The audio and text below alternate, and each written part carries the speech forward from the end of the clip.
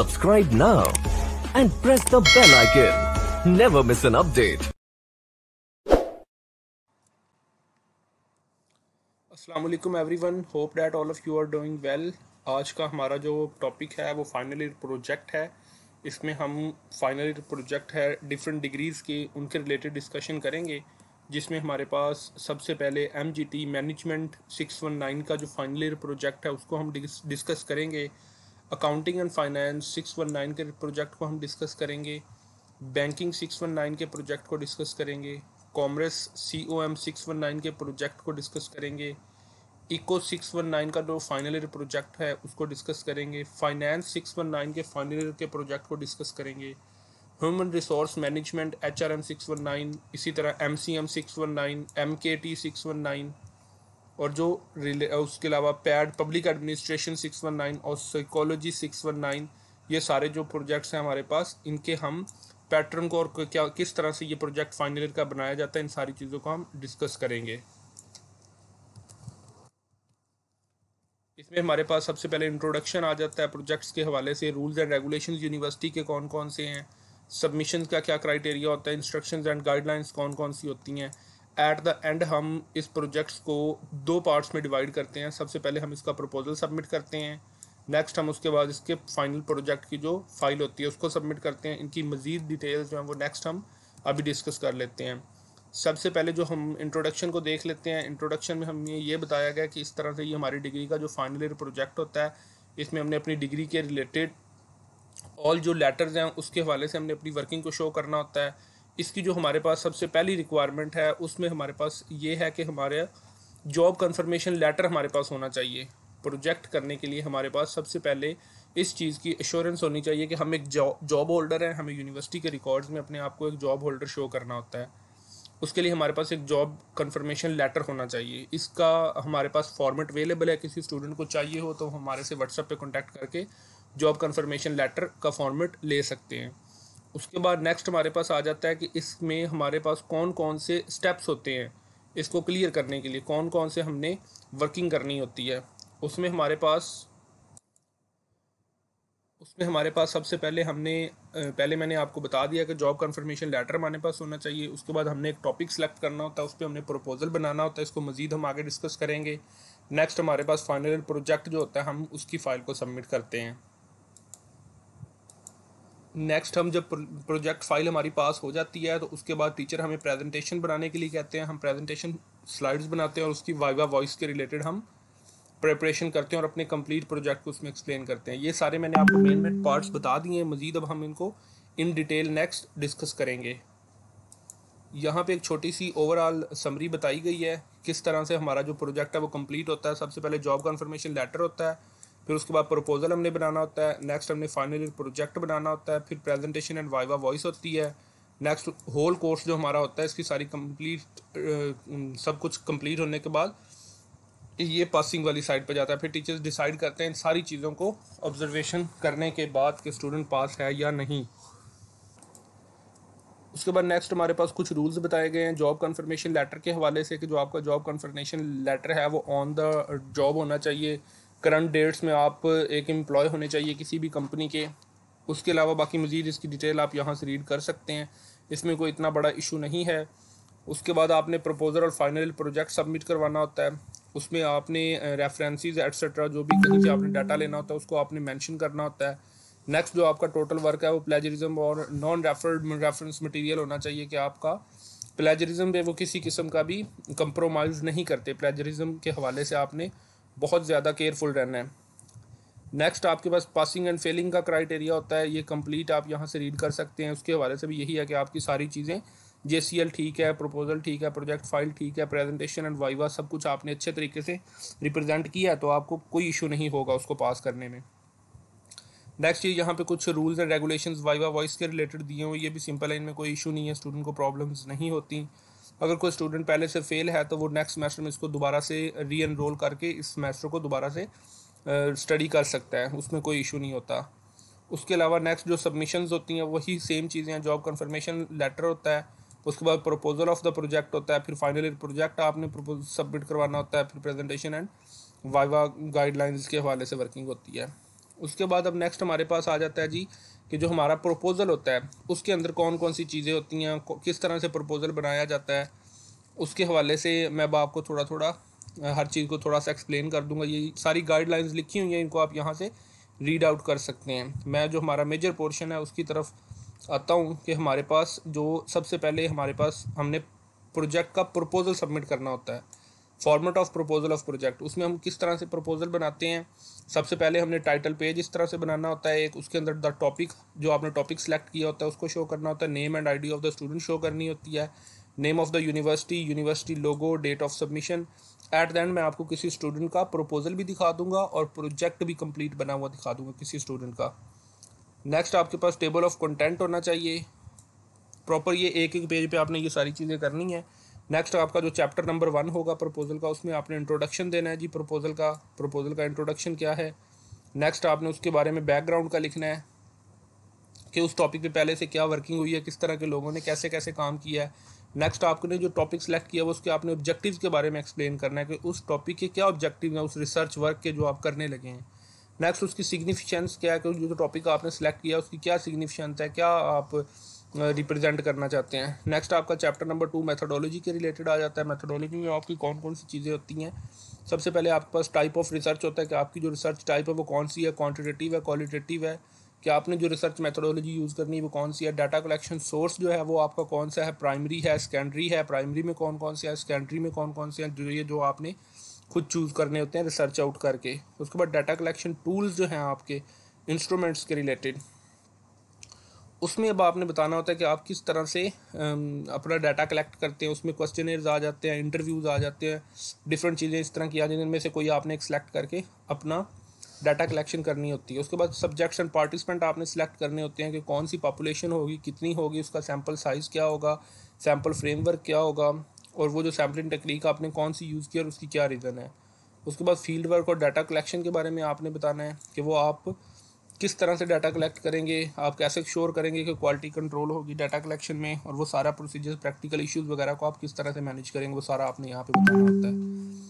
उसके बाद data processing और एनालिसिस के बारे में आपने बताना होता है कि डाटा प्रोसेसिंग और एनालिसिस आप किस तरह से करेंगे, एमएस एक्सेल में करेंगे, एसपीएसएस में करेंगे, और आपके जो फाइनल रिजल्ट्स वगैरह होंगे। नेक्स्ट आपने रेफरेंसेस बताने होते हैं कि आपने ऊपर जो लिटरेचर रिव्यू वगैरह अगर आपने किया है तो उसको आपने अपनी सेल्फ राइटिंग में करने के लिए वो जो डाटा था वो कहाँ से, किन रिसर्चर्स का आपने यूज़ किया था, उनके आपने यहाँ पे लिंक्स वगैरह प्रोवाइड करने होते हैं। लिंक्स जो हैं वो आपके APA फॉर्मेट में होने चाहिए।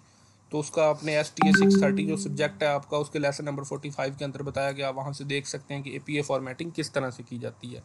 यहाँ तक जो आपका कंप्लीट वर्किंग थी वो आपकी प्रोजेक्ट के प्रपोजल की थी। यहाँ पे आपका प्रोजेक्ट प्रपोजल कंप्लीट होता है। नेक्स्ट आपके पास आ जाता है format of the final year project. Final year project आपका क्या होगा, उसका प्रपोजल, उसका जो फॉर्मेट है, इस तरह से आपने एक प्रॉपर अपना फाइनल टाइटल पेज बनाना है, प्रोजेक्ट का टॉपिक यहाँ पे लिखना है, उसकी ये डिस्क्रिप्शन लिखी हुई है किस तरह से आपने बताना है, ये आपने कंप्लीट इस तरह से लिखना है। नेक्स्ट आपने submission, student ID, found size, ये सारी चीज़ें, ये डिटेल्स देनी है। ये आपका टाइटल पेज बन जाता है। यहाँ पे आपने डेडिकेशन देनी है, ऑप्शनल, आप चाहे इसको छोड़ भी सकते हैं। नेक्स्ट आपने एक्नॉलेजमेंट बताना है, उसको आप अपनी सेल्फ राइटिंग में लिख सकते हैं। एब्स्ट्रैक्ट आपने प्रोजेक्ट की समरी लिखनी है, यहाँ पे कंप्लीट उसको डिस्क्राइब करना है। नेक्स्ट ये टेबल ऑफ कंटेंट की स्पेसिंग वगैरह के हवाले से यहाँ पे डिटेल बताई हुई है। उसके बाद चैप्टर नंबर 1 आपका है इंट्रोडक्शन के हवाले से है, बैकग्राउंड ऑफ द प्रोजेक्ट क्या है, ऑब्जेक्टिव्स आपकी क्या है। ये मेजर पोर्शन आपका ऑलमोस्ट प्रपोजल वाला ही आ जाता है। थोड़ी थोड़ी चीज़ें आपने इसमें एक्सप्लेन करनी होती है, सिग्निफिकेंस आ जाती है। चैप्टर नंबर 2 आपका लिटरेचर रिव्यू आ जाता है कि आपका जो टॉपिक है उसको ऑलरेडी कितने लोगों ने किस किस तरह से काम किया, उनके क्या रिजल्ट थे, उन सारी चीज़ों को आपने 1 बाय 1 एक्सप्लेन करना होता है। नेक्स्ट आपकी रिसर्च मेथोडोलॉजी आ जाती है। डाटा कलेक्शन आपका सोर्स क्या है, डाटा कलेक्शन टूल्स आपने कौन से यूज़ किए हैं, ये सारी चीज़ें एक्सप्लेन करनी होती है। सब्जेक्ट पार्टिसिपेंट्स कौन कौन से हैं, टारगेट पॉपुलेशन क्या है, सैम्पल साइज़ क्या है, टेक्निक कौन सी यूज़ की है, ईच एंड एवरीथिंग आपने यहाँ पे एक्सप्लेन करनी होती है। सेम आपने एनालिसिस करने के लिए आपने SPSS एक्सेल में किस तरह से एनालिसिस किया या स्टाटा को यूज़ किया, वो सारी चीज़ें आपने एक्सप्लेन करके उनको 1 बाय 1 यहाँ पे बताना होता है। डाटा एनालिसिस होता है, ऊपर से आपने अपना सॉफ्टवेयर सेलेक्ट करने के बाद उसमें डाटा एनालिसिस करना होता है। समरी आपने लिखनी होती है डाटा एनालिसिस की, प्रॉपर एक एक चीज़ का आपने बताना होता है कितने आपके रिजल्ट्स थे एटसेट्रा, टेबल्स वगैरह आपने ड्रॉ करने, ग्राफ ड्रॉ करने थे। चैप्टर नंबर 5 के अंदर आपने कंक्लूजन रिकमेंडेशन बतानी होती है। इसमें कंक्लूजन आ जाती हैं, रिकमेंडेशन आ जाती हैं, लिमिटेशंस आ जाती हैं, each and everything one by one आपने यहाँ पे एक्सप्लेन करनी होती है।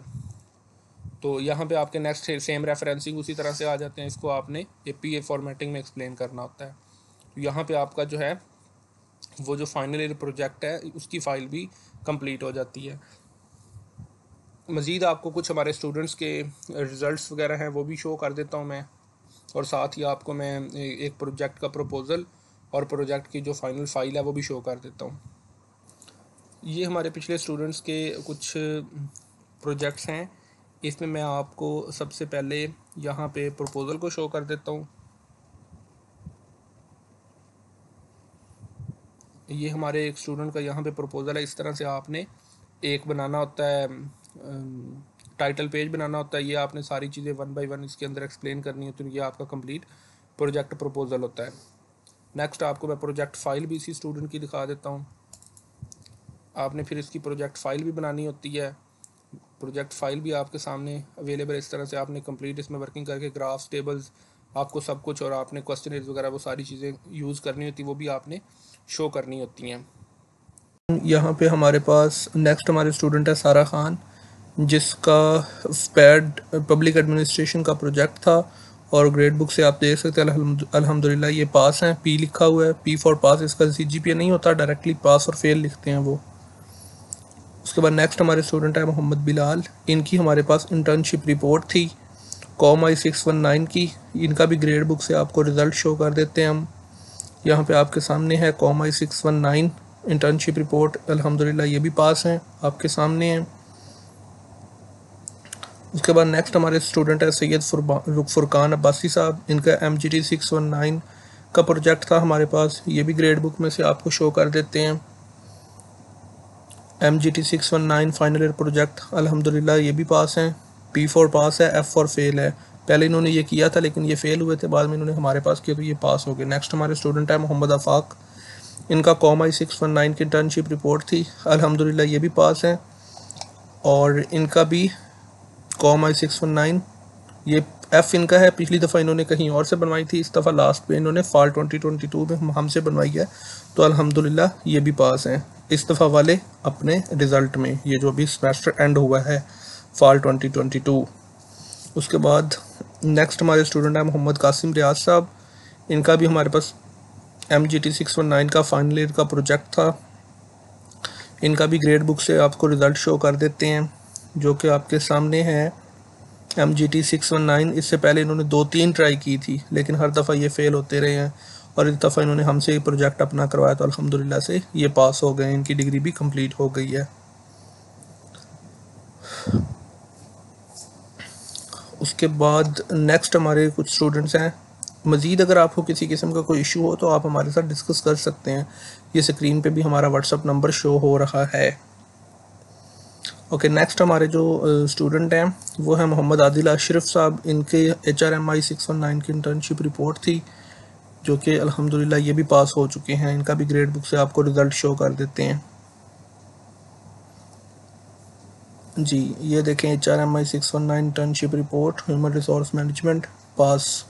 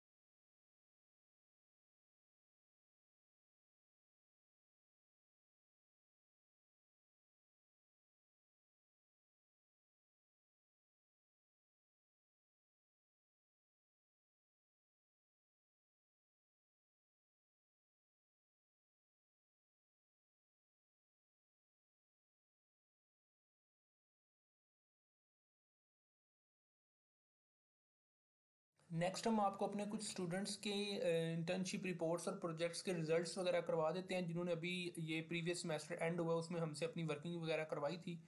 तो ये हमारे एक स्टूडेंट है यासर हफीज़ साहब, इनका आपको रिजल्ट शो करवा देते हैं। इनकी हमारे पास HRMI 619 की इंटर्नशिप रिपोर्ट थी। तो ये देखें, ये अभी स्प्रिंग 2022 में इन्होंने कंप्लीट किया और ये यहाँ पे पास भी लिखा हुआ है। तो यहाँ पे पास और फेल का जस्ट होता है इंटर्नशिप रिपोर्ट और प्रोजेक्ट के अंदर। तो यहाँ पे वो मार्क्स और ग्रेड्स वगैरह शो नहीं करते, वो हिडन होते हैं, वो आपकी ओवरऑल ट्रांसक्रिप्ट और डिग्री के अंदर ऑटोमेटिकली ऐड हो जाते हैं। तो उस चीज़ का इतना इशू नहीं होता कि वो यहाँ पे शो करें, क्योंकि प्रॉब्लम्स में भी किसी भी, ये यूनिवर्सिटी की अपनी पॉलिसी है। खैर, अब आपको इनके LMS से डिटेल्स दिखा देते हैं इनकी रिपोर्ट की, क्या वर्किंग वगैरह थी इनकी। वहाँ पे भी मैंने आपको दिखाया, उन्होंने मार्क्स शो नहीं किए हुए। तो यहाँ पे भी जब हम असाइनमेंट वाले पोर्शन में जाएंगे तो टीचर्स यहाँ पे भी मार्क्स शो नहीं करते, वो वहाँ पे 0 पुट करते हैं। तो हमें जब पता चलता है अपनी वर्किंग वगैरह का, तो वो हम यहाँ से अपने रीड कमेंट्स में जाके देखते हैं। सबसे पहली जो इन्होंने सबमिशन की थी अपनी रिपोर्ट की, तो हमने इसको सबमिट किया तो उन्होंने नीड्स इंप्रूवमेंट कह दिया था। तो फिर उसके बाद हमने इसको मज़ीद इम्प्रूव किया था, और नेक्स्ट जब हमने इसको लास्ट पे सबमिट किया था, ये लास्ट चांस पे रीड कमेंट में हम चल के देखते हैं, तो यहाँ पे ये पास हो गई थी, एक्सेप्टेड, नीड्स इम्प्रूवमेंट स्टिल। उसके बाद फाइनल में ये पास हो गई थी। उसके बाद submission of power point slides, overall result आपने शो कर लिया। ये LMS यहाँ पे अपलोड होने वाला है। तो ग्रेड बुक में से मैंने आपको दिखा दिया है कि इनकी रिपोर्ट हमारे पास कंप्लीट हो गई थी। नेक्स्ट हमारे एक और स्टूडेंट है आमिर सज्जाद साहब, इनका भी आपको MGT 619 फाइनल ईयर का प्रोजेक्ट था हमारे पास। इसका भी हम आपको ग्रेड बुक में दिखा देते हैं। अभी जो सेमेस्टर एंड हुआ है इसमें इन्होंने भी कंप्लीट किया है, और इनका भी अल्हम्दुलिल्लाह से कंप्लीट हो गया, पास हो गया। ये spring 22 MGT 619 final year project, और ये यहाँ पे P लिखा हुआ है आपके सामने, क्लियर है। इनका भी प्रोजेक्ट कंप्लीट हो गया। बाकी इनकी वर्किंग वगैरह भी मैं आपको मज़ीद डिटेल में दिखा देता हूँ यहाँ पे असाइनमेंट्स में। और इसके बाकी सारे पोर्शंस, ईच एंड एवरीथिंग मैंने प्रीवियस जो प्रेजेंटेशन आपको दी है उसमें मैंने एक्सप्लेन कर दिया हुआ है। आपके सामने सब कुछ आई थिंक क्लियर होगा। इसमें ये देखें, सबसे पहले submission of job confirmation letter करना होता है, प्रपोजल प्रोजेक्ट सबमिट करना होता है हमने, revise proposal, projects, each and everything. यहाँ पे भी आपको 0 ही शो हो रहा होगा मार्क्स में, लेकिन जो हमारे पास पता हमें चलता है हमारी वर्किंग का, वो हमें यहाँ पे इंस्ट्रक्टर कमेंट से पता चलता है कि वो उसका क्या स्टेटस है। फाइनल हमने ये अपनी सबमिशंस वगैरह यहाँ पे ये अपडेट होने वाले हैं। प्रीवियस का भी अपडेट नहीं हुआ, इनका भी नहीं हुआ, लेकिन रिजल्ट में आपने ग्रेड बुक में जाके देख लिया है कि इनके जो प्रोजेक्ट और इंटर्नशिप रिपोर्ट्स हैं वो दोनों कंप्लीट हैं, उसमें किसी किस्म का कोई भी इशू नहीं है।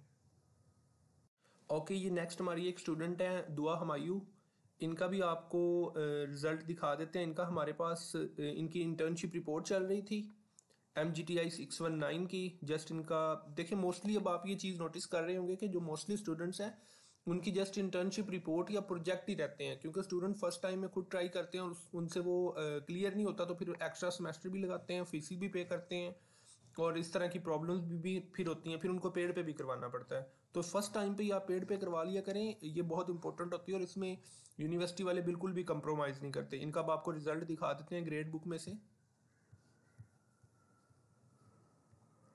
ये आपके सामने है इनका रिजल्ट, ये देखें MGTI 619 इंटर्नशिप रिपोर्ट, ये इनकी पास है। यहाँ पे हमारे पास एक स्टूडेंट है फ़ारूक इम्तियाज़, इनका हमारे पास प्रोजेक्ट था फाइनल ईयर का HRM 619 ह्यूमन रिसोर्स मैनेजमेंट का। इनका भी आपको ग्रेड बुक में से रिजल्ट दिखा देते हैं। ये देखें स्प्रिंग 2022, अभी जो लेटेस्ट सेमेस्टर एंड हुआ है, HRM 619 final project human resource management, pass. Next हमारे एक स्टूडेंट हैं महबूब वसीम साहब, इनका भी हमारे पास प्रोजेक्ट था MGT 619 सप्लाई चेन मैनेजमेंट, इनका MBA था, और इसमें भी इनका भी आपको रिजल्ट ग्रेड बुक में से दिखा देते हैं। अभी भी इनका भी क्लियर हो गया है। ये देखें स्प्रिंग 2022 फाइनल ईयर प्रोजेक्ट और पास। हमारे एक स्टूडेंट है सरमत अली खान, इनकी भी हमारे पास इंटर्नशिप रिपोर्ट थी MGTI 619 MBA की सप्लाई चेन मैनेजमेंट के रिलेटेड। इसका भी आपको रिजल्ट दिखाते हैं ग्रेड बुक में से, अभी इनका भी लेटेस्ट रिजल्ट आया है।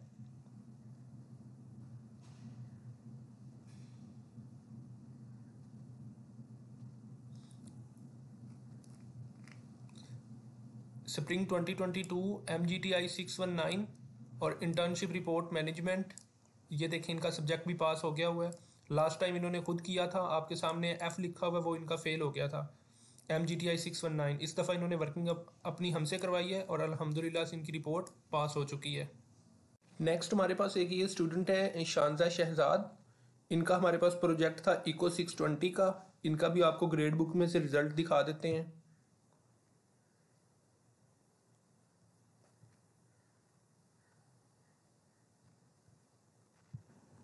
ये शानजा शहजाद का रिजल्ट आपके सामने अवेलेबल है।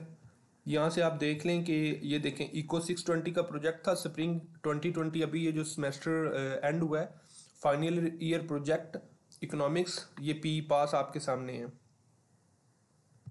नेक्स्ट हमारे एक स्टूडेंट है मोहम्मद हसन दाऊद साहब। इनकी भी हमारे पास MGTI 619 की सप्लाई चेन मैनेजमेंट की इंटर्नशिप रिपोर्ट थी। इन्होंने भी अपनी डिग्री कंप्लीट कर ली थी और इनका जस्ट ये इंटर्नशिप रिपोर्ट की वजह से इनकी डिग्री रुकी हुई थी। तो लास्ट टाइम इन्होंने खुद ट्राई की थी लेकिन ये फेल हो गए थे। इस दफ़ा इन्होंने हमारे पास से अपनी वर्किंग करवाई थी। इसका भी ग्रेड बुक से मैं अभी आपको रिजल्ट चेक करवा देता हूँ। ये मोहम्मद हसन दाऊद साहब है, इनकी डिग्री अब कंप्लीट हो चुकी हुई है। और ये इनका आप देखें MGTI 619 लास्ट टाइम इन्होंने खुद ट्राई की थी, उससे पहले फिर इन्होंने एक दफ़ा खुद ट्राई की थी, 2 दफ़ा उन्होंने खुद ट्राई की थी। उनसे उनका जो फाइनल ईयर का प्रोजेक्ट था वो क्लियर नहीं हुआ था। उसके बाद इस दफ़ा हमने उनको इंटर्नशिप रिपोर्ट करवा कर उनका जो प्रोजेक्ट है वो कंप्लीट करवा दिया और ये पास हो चुके हैं। ये नेक्स्ट हमारे एक स्टूडेंट थे वलीउल्लाह और इनकी डिग्री थी BS कॉमर्स की और इनकी भी हमारे पास इंटर्नशिप रिपोर्ट थी और इनकी रिपोर्ट भी अल्हम्दुलिल्लाह से पास हो गई है। इनका भी मैं रिज़ल्ट आपको ग्रेड बुक से दिखा देता हूँ।